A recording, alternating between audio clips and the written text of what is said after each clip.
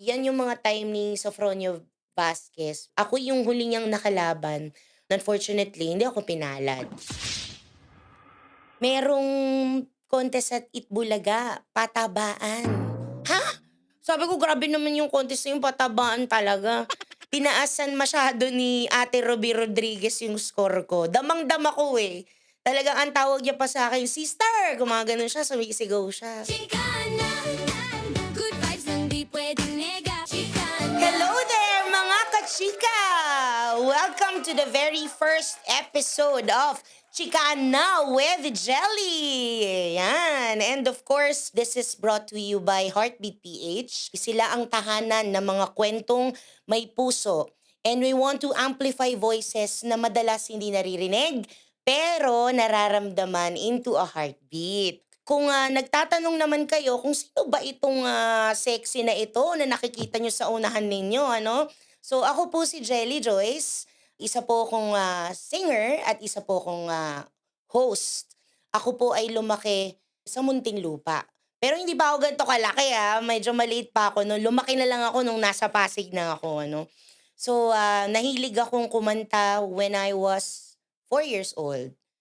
Siguro masasabi ko na ang kahiligan ko sa pagkanta ay naman ako sa aking namayapang ama. Dahil yung namayapa kong ama, kung hindi niyo po natatanong, siya ay parang impersonator ni Elvis Presley sa pagkakaalam ko 'no, nung mga panahon niya. So, ang nangyayari, kaya nalaman namin na marunong pala ako sa pagkanta, lagi niya akong sinasama sa mga parties ng office nila. So, 'pag kumakanta ako dun, kung naalala ko ang lagi naming kinakanta, Teddy Bear ni Elvis Presley ano. So, 'pag kinakanta namin yun, meron akong dalang-dalang maliit na bag. Yung maliit na bag na yan, iikutin ko yan lahat ng office mates ng tatay ko. Lalagyan nila yan ng pera. So sabi ko, "Ba, okay pala 'to." Kahit bata ako, minsan nangyayari pa na kung naalala ko, yung uso pa dati yung cassette tape, gano'n yung pinagre-record ng papa ko sa boses ko. So papakinggan ko yung kanta, kakantahin ko sa harap niya and then ire-record niya sa cassette tape. So papakinggan namin ng sabay yun tapos 'pag hindi siya na-satisfied, uulitin namin ng uulitin. So yan yung mga memories ko nung bata ako, noon sa Muntinlupa ano, Kupang Muntinlupa. And then siyempre nag-aral, tapos nung 8 years old ako, medyo natigil ako sa pagkanta kasi nawala yung papa ko. So parang nagkaroon ako ng trauma kasi isang beses, ang paboritong kanta ng papa ko nun dati kay Whitney Houston, yung Miracle. Kinanta ko yun sa school. Kasi nga yun yung kailangan kong lumaban sa singing contest at yun yung parang ilang araw pa lang namamatay yung papa ko. So yun ang aking kinanta. After nun, napatigil ako sa pagkanta. So, kung tatanungin naman ninyo kung paano ko naibalik yung aking energy sa pagkanta, eto na nung high school na ako sa Alabang din, sa San Roque Catholic School ano. May isang time doon na parang pinasali ako ng teachers namin sa isang inter-school na singing contest. Triny ko, sumali ako at sa magandang blessing naman na ipanalo ko naman yung eskuwelahan namin. So, doon lang ulit ako nagkaroon ng chance na kumanta ulit. So, bumalik lang siya nung first year high school ako. So, gano'n siya.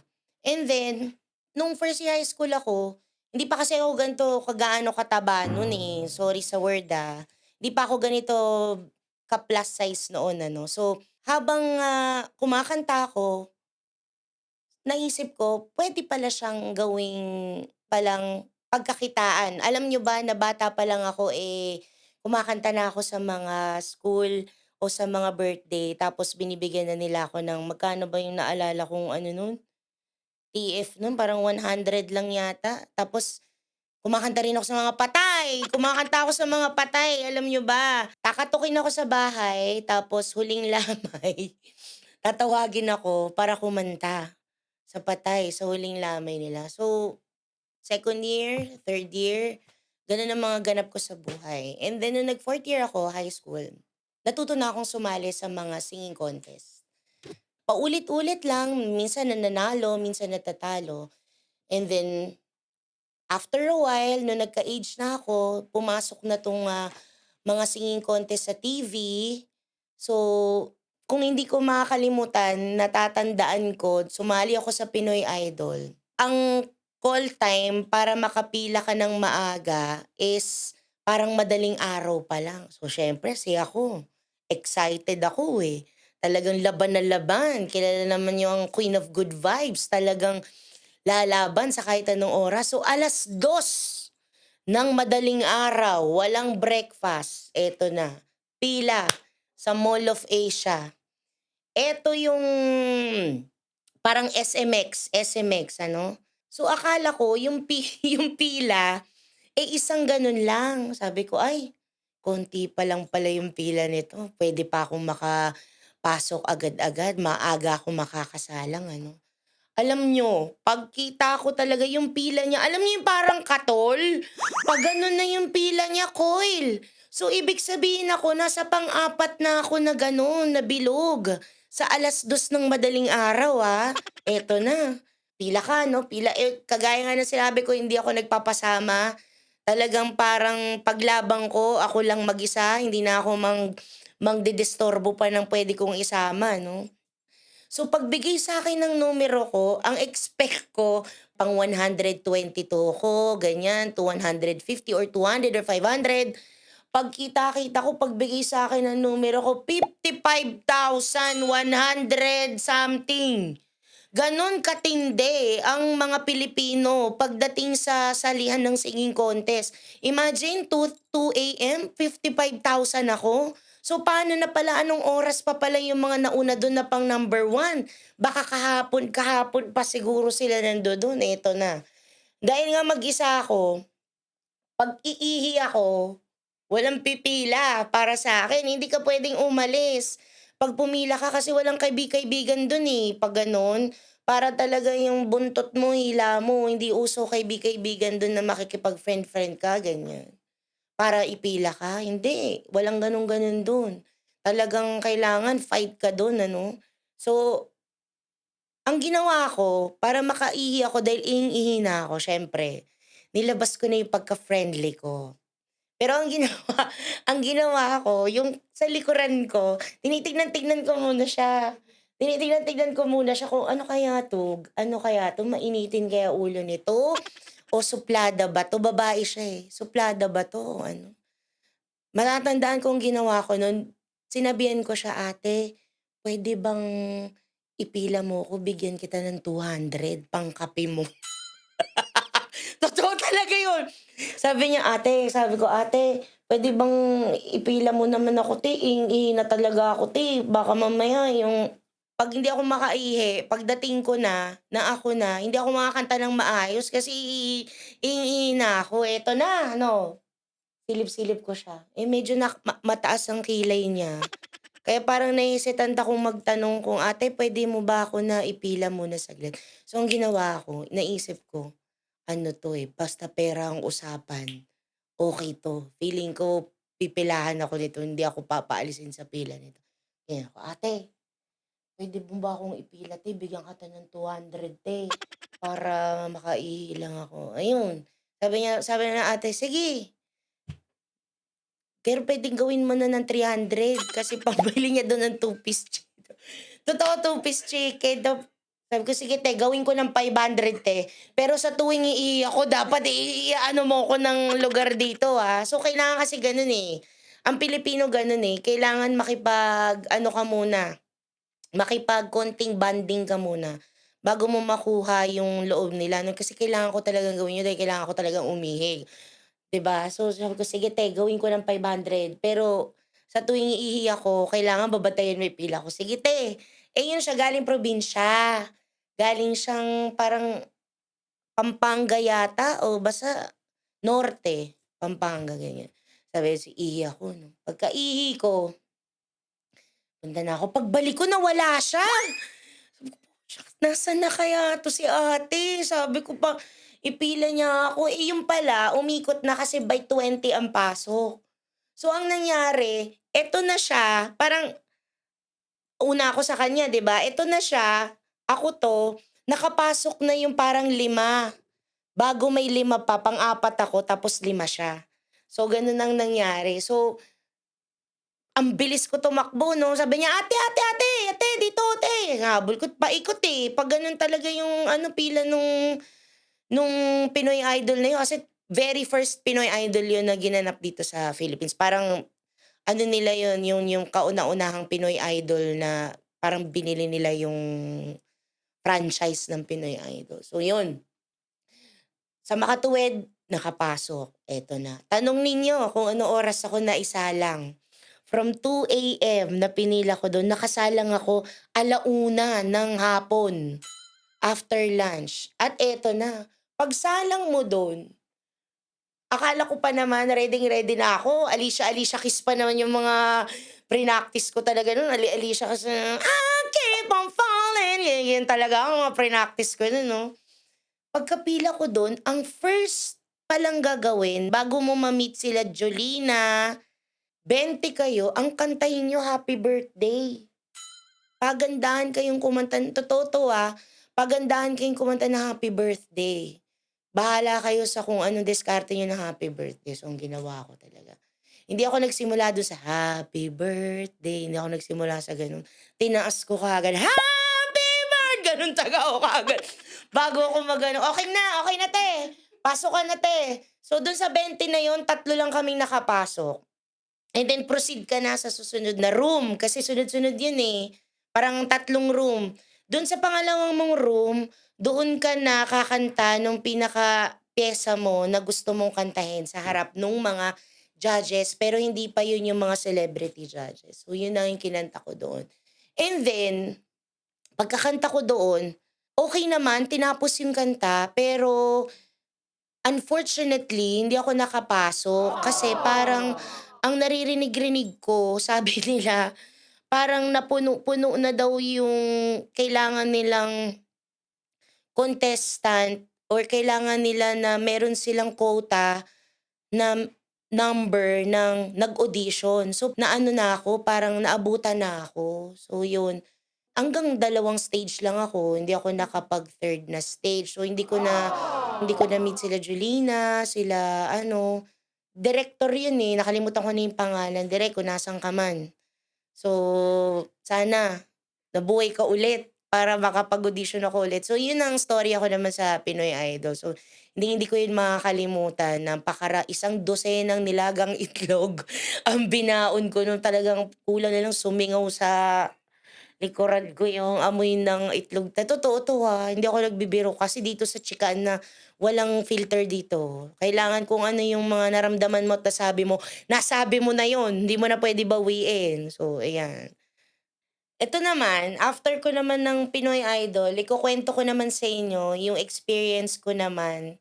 Nagkaroon ako ng chance na sumali sa isang TV competition. Ito nga yung tawag ng Tanghalan. So, that was 2017, ayan. So, pero bago 'yan, actually hindi lang singing contest ang napasukan ko, ikuwento ko lang ano mga kachika.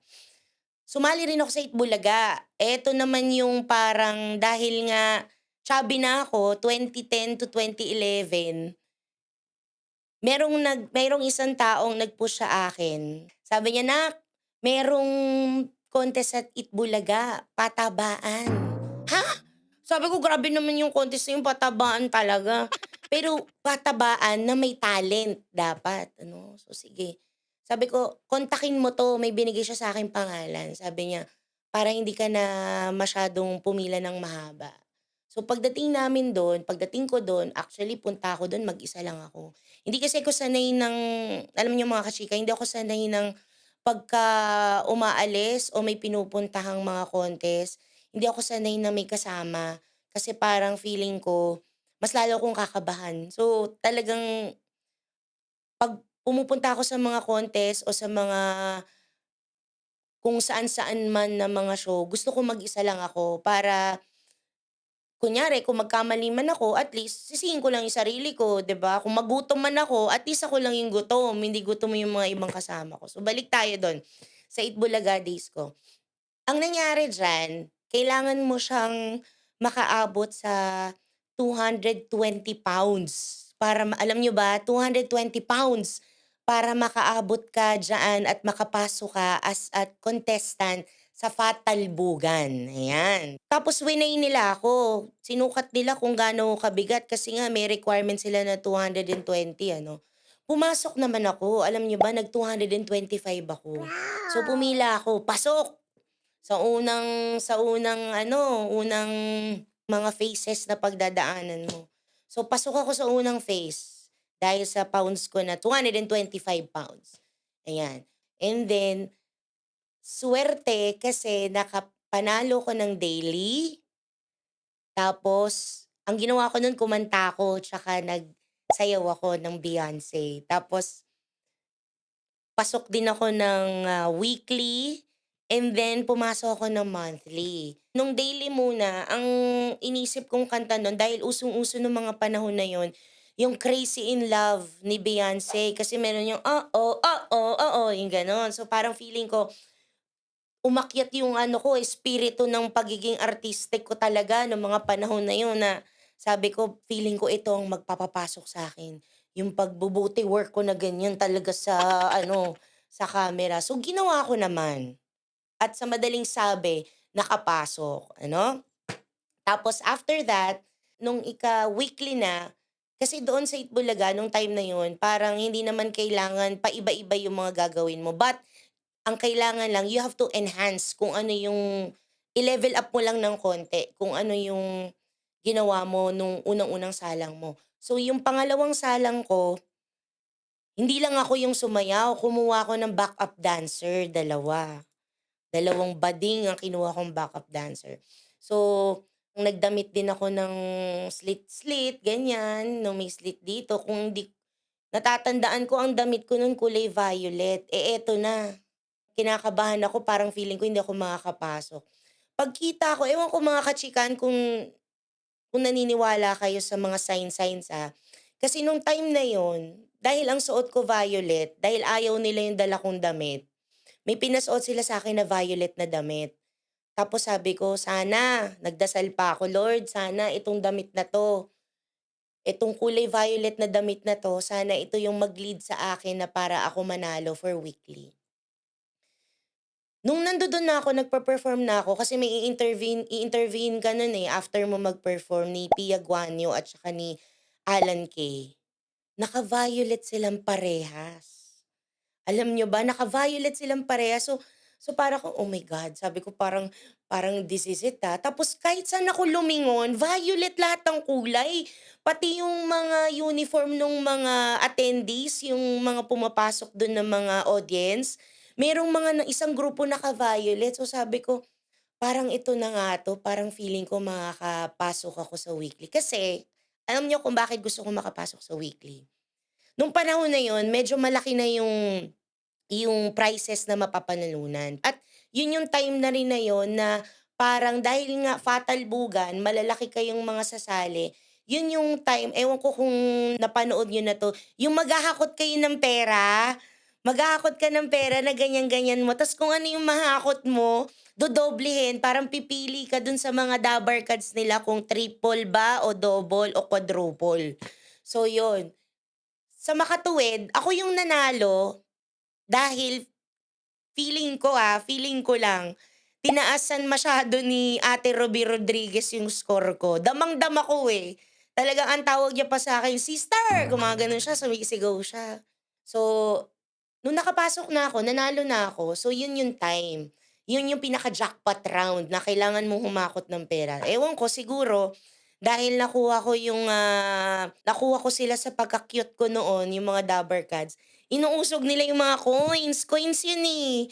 Tapos sasaluhin mo. Para masalo mo, kailangan mo, igaganon mo. Ang ginawa nila, hindi nila ako ang tawag diyan, hindi nila ako pinagganyan. Nakaganyan na lang ako, tapos inuusog na lang nila yung money, yung barya. So nung nausog na nila, tapos punta na naman ka dun sa pinaka-point. Hagis mo na naman yung pera, balik ka na naman dun sa posisyon na yun, kuha ka na naman. Pagkatapos nun, siguro ang talagang swinerte talaga ako nung mga time na yun. Ang nabunot ko, hindi times two, hindi times three, kundi times four. Yun ang nabunot ko at ang may hawak ng times four si Alan Kay na naka-violet din. Kaya hindi ko sila makakalimutan nung time na yun. So, medyo malaki yung napanalunan ko nun dahil nga ti-times four nila kung ano yung napanalunan ko, eh. And then after that, to make the long story short, nakaabot ako ng grand finals, ayan. So, sa grand finals parang 5 kami. Parang ang nararamdaman ko nung time na yun, feeling ko artista na ako. Kasi nung nagbabas-bas pa ako nun, eh, bus kami pauwi. Pag-uwi ko parang talagang nagsisigawan siyempre yung mga kapitbahay namin, "What choice?" Ganyan, ganyan talaga. Iba na talaga kahit mataba, ang ganda-ganda, talented, 'di ba? So 'yan. Nung sasalang na ako ng grand finals, pinagandaan ko ulit. Parang ang song yata na ginamit ko dun parang kung hindi ako magkakamali sa Black Eyed Peas. Na na na na, yung mga gano'n-gano'n na part ano. Tapos, nung sinalang na ako, pang-apat ako, eh. Yung pang-5 ang ginawa sa kanya, merong 20 na tao na bading tapos hinagis-hagis siya sa ibabaw. Although hindi siya gaano pang chubby, so mas chubby ako sa kanya. So sa madaling salita, nanalo siya. So hindi ako pinalad, pero nag-first runner up naman ako. Pero yung time na yon nagbukas sa akin ng opportunity na laging bumalik sa Itbulaga. For a while, parang every Saturday pagka may performance si Ate Ruby, kami yung kinukuhang backup dancers. So, tinaayusan kami, tapos ganyan and all. So, masaya naman yung naging journey ko sa Itbulaga. So, dun ko na-realize na, ano, kung mataba ka, ano, kasi parang lumaki ako sa ganun na nabubully rin naman ako nung high school, eh. Kasi siyempre nung high school kami halos lahat dun mga payat naman. So, dun ko na-realize na meron pa palang something sa pagiging isang mataba, hindi lang dahil sa mataba ka lang, gano'n. Marami ka pang puwedeng gawin. So, habang tumatagal, habang dumadami din yung mga na-experience ko at mga naa-achieve ko kahit mataba ako, nagge-gain pa ako ng more confidence sa sarili ko. So, marami akong naging trabaho, maraming dumating na trabaho sa akin dahil diyan sa Itbulaga na 'yan ano. Nagkasama pa ako sa movie ni Bossing, yung Kwak Kwak Doktor Kwak Kwak, ayan nakapag-extra ako dun with ano 'yan, with script 'yan. So, na-experience ko rin 'yun, napakarami. And then, after niyan, madami ngang pumasok na work, kasama na diyan yung pag-aaral ko ng kung paano ang pagho-host sa isang event. So, talagang tinake ko yung opportunity na yun, talagang ika nga habang mainit pa, sige laban ano. And dumating yung time na nagkaroon ng tawag ng tanghalan sa It's Showtime. So, yan yung 2017. So, this time na-showcase ko naman yung galing ko kahit papaano sa pagkanta. Ang pinang-audition ko yata nun is yung kanta ng It Might Be You. Wala na although wala naman siyang meaning sa akin ano, pero feeling ko maisho-showcase ko dun yung boses ko. So, nakapasok naman sa audition and then sabi nila magbigay daw ako ng mga list ng mga songs na puwedeng aralin nung banda para yun yung kantahin ko. So, pinasok ko yung kantang There You'll Be ni Faith Hill. Dahil yung kanta na yan parang yan yung it symbolizes even though wala na yung tao na very supportive sa'yo, kailangan mo pa rin magpatuloy dahil nanonood pa rin siya sa taas. So, alam niyo na yan, naikwento ko na. So, yan yung tatay ko. So, feeling ko, na-bless ako nung mga time na yon nung 2017. Kaya ako nanalo din ng 2 beses dahil dun sa awitin na yon ano. Dahil yan ay, awitin ko para sa papa ko na namayapa na. And I'm so lucky kasi ang nag-interview sa akin kasi 'di ba doon after mo kumanta, interviewin ka ng host. And ang swerte ko nun kasi si Meme Vice ang nag-interview sa akin at saka si Vong ata o si Boss Jong, hindi ko sure, basta si Vice. Eto na, ang question nila sa akin kung kasi yung ginawa ko nun, parang ako lang yata yung unang-unang gumawa sa tawag ng tanghalan na may pa-change costume.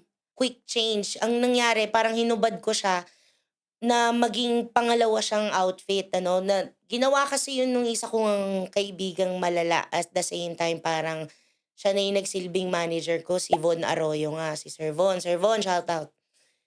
Ang sabi sa kanya, ang damit dapat pang-daily lang, yung parang simple na na isa ka lang na contestant na kung saan ka lang napili, kung saan ka nakita at sumali ka lang. Eh, siyempre hindi papakabugang Bon Arroyo ano, dahil isa siya din sa mga kilalang may hawak na mga talent ano. Ang ginawa, pagdating nung damit ko, may taga-bitbit pa ng damit ko, may mga gano'n dito, pang grand finals yung damit ko talaga. May mga flower-flower dito. So sabi nung mga ano dun, tao dun na sa wardrobe, sabi, "Ma'am, baka puwede mong sabihin dun sa nagpadala ng damit mo, bawasan naman yung bulaklak mo dito sa gilid." So ang ginawa, binawasan. So may natira. So ito, kulay green, hindi ko makakalimutan, tapos naka-silver ako sa loob. So tago. Kasi nga eksena, pagbira ko ng kanta ko ng Skyfall ni Adele, yung pinaka-climax nung kanta, ang eksena ko dapat hubarin ko ng mabilis, pak! Para ang makikita na nila yung silver na damit. So ito na, salang na, Skyfall, ganyan, ganyan na. Pagdating na nung climax nung kanta, hinubad ko, pak! Palakpakan na, hinagis kong gano'n. Pagkahagis kong gano'n, pinulot ulit nila Vice, binato ulit do'n sa gilid ng stage. Tawanan yung mga nandodo'n lang, hindi na nakita yun sa ano, eh, sa TV, eh. Ang nakakita lang yung mga audience ano, ito na. So after ng kanta, kailangan interviewin, so interview. Tuwang-tuwa sila kasi nga very first time, for the very first time, sabi pa ni Vice, di ko makakalimutan, "Gano'n! Gano'n dapat pagsasali ng contest kailangan nanlalamon." 'Di ba, yung mga ganyan. Tapos pagdating dun sa interviewan na, alam mo nakakatuwa ka, sabi ko kung bakit, "Wala kang tuhod ano, talagang yung tuhod mo naka-smiley." Sabi sa'kin gano'n, ako gano'n talaga ako. Pagkita ko nga yung tuhod ko, di ko nga siya makita, paano ko makikitang smiley? Tapos pagkita niya na naman nung sapatos ko, sabi niya, "Ang taray nung sapatos mo ano," sabi niya. Sabi ko sa kanya, "Alam mo ba Me, kanina heels po 'yan." Mataas, sa sobrang tagal ko pong nanghintayin makasalan dahil ang aga ng call time, naging flat na talaga siya. Pero talaga totoo lumubog siya. Tinitiis ko lang kasi nga parang yung dahil siyempre wala pa akong mga ano-ano nun, yung mga paku-paku yung mga paku-paku nung ano, Diyos ko po talaga.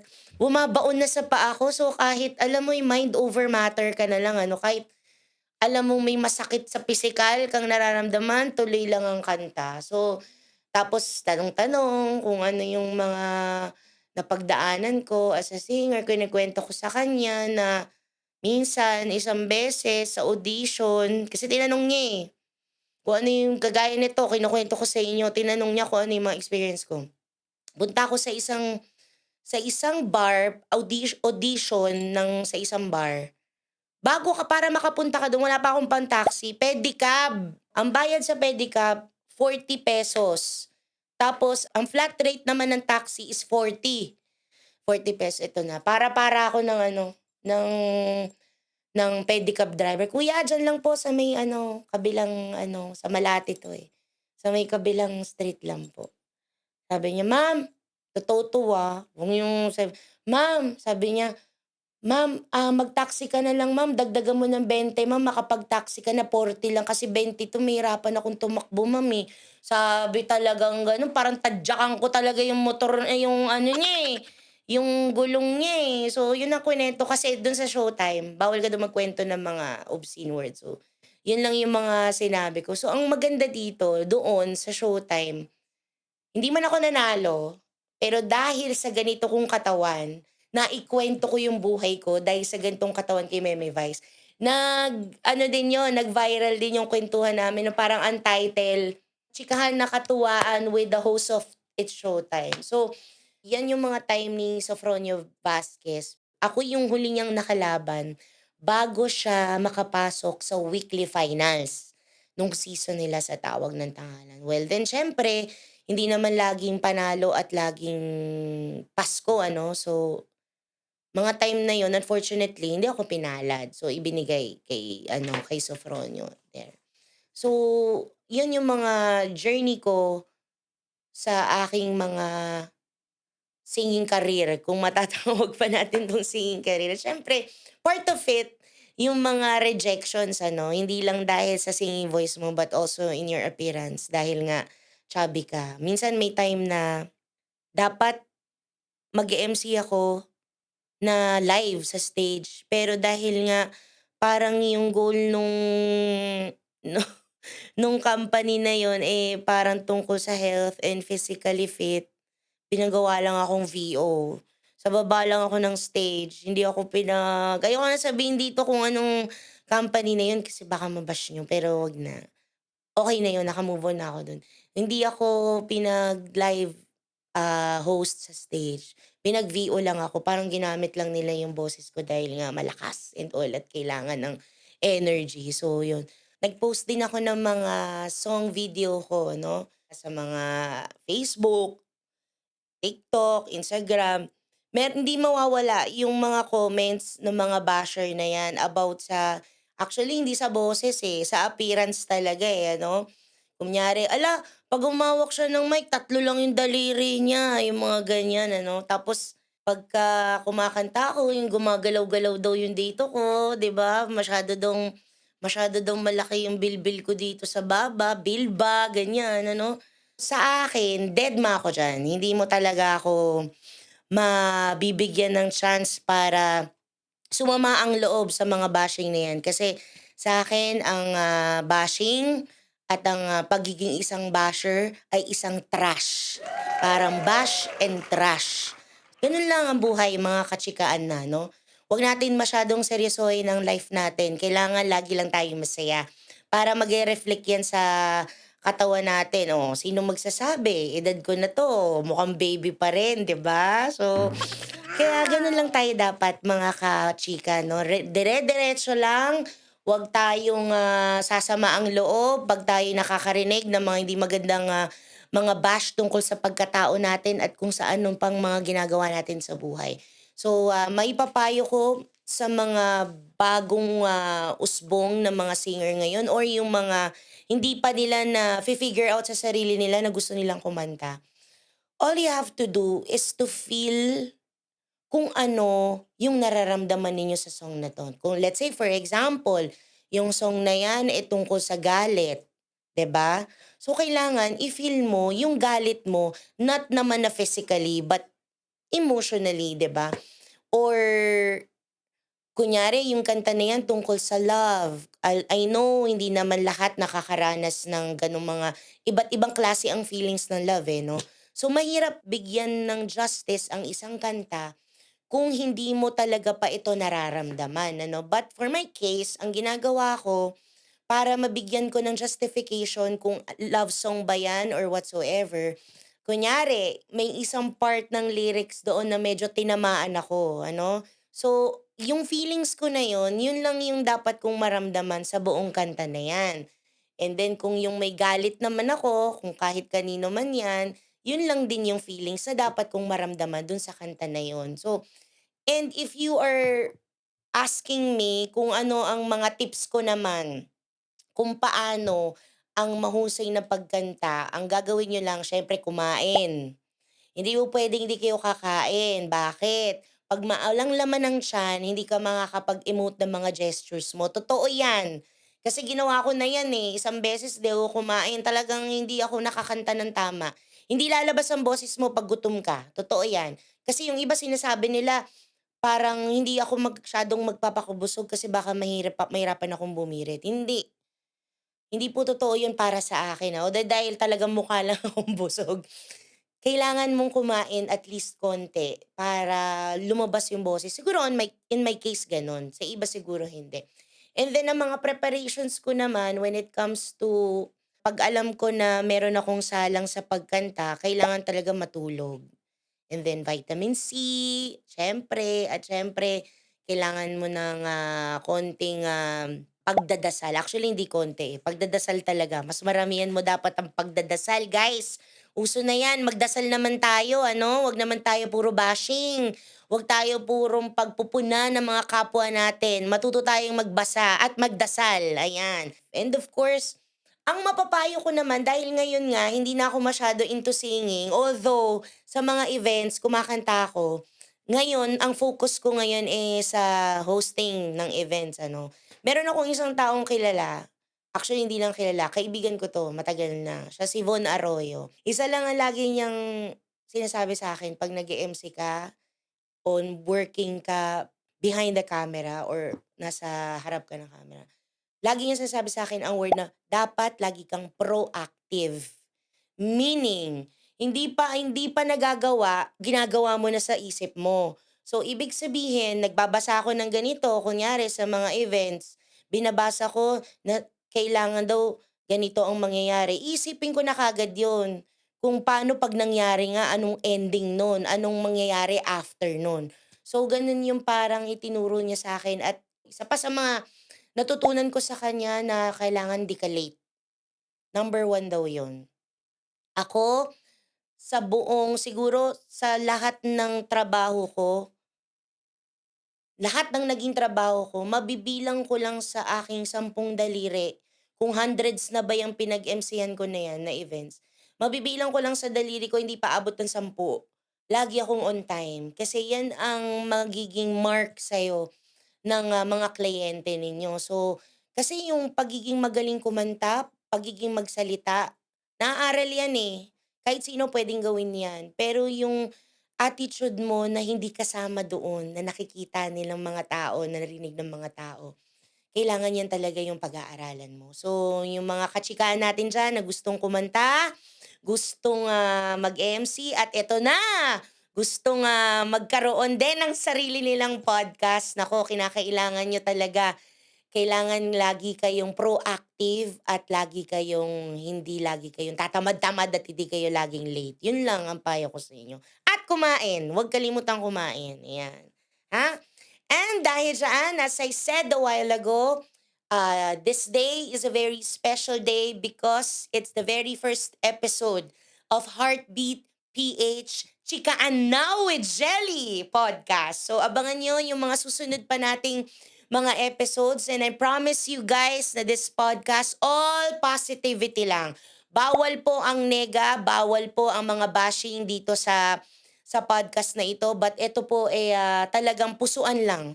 Kaya nga ito ay powered by Heartbeat PH. So, ang bago niyong pakakaabangan, kasama po ang napakagandang mukha na ito. Abangan niyo po palagi. Please like and subscribe Heartbeat PH. Kasama na dyan ang Chikaan Na with Jelly! Thank you guys for watching! Mwah, mwah, mwah. Chicana, good vibes, hindi pwedeng nega. Kwento mo,